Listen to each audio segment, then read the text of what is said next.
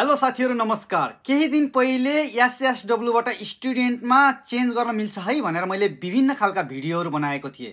त्यो भिडियोमा पनि कसरी गर्न मिल्छ र मलाई पर्सनल मेसेज पनि धेरै गर्नु भएको थियो। हो मिल्छ, तर तपाईमा पनि त्यतिकै क्षमता हुनुपर्छ है त। सुरुमा तपाईहरुले एसएसडब्ल्यू बाट तपाईले स्टुडेन्टहरुमा चेन्ज गर्नलाई पहिला तपाईले गाक्कोले लिनु पर्छ। स्कुलले लिनुपर्छ। निहोङ्गो गाक्को होस् या सेम्मोङ गाक्को, तिनीहरुले इन्टरभ्युमा लिनुपर्छ र पास गर्नुपर्ने हुन्छ है त तपाईहरुले।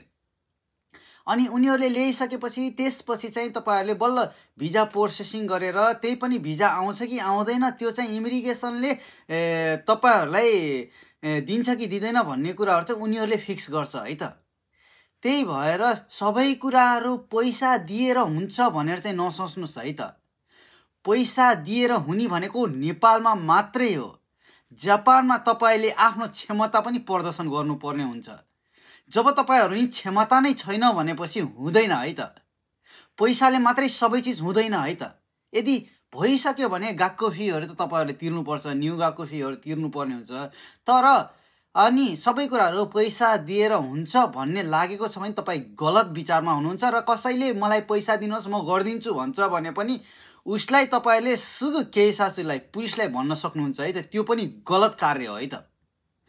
क्षमता बढाउँ, पैसा पनि बढाउँ, स्वस्थ रहौं, राम्रो लाइफ बिताउँ। हस्, थ्यांक यू।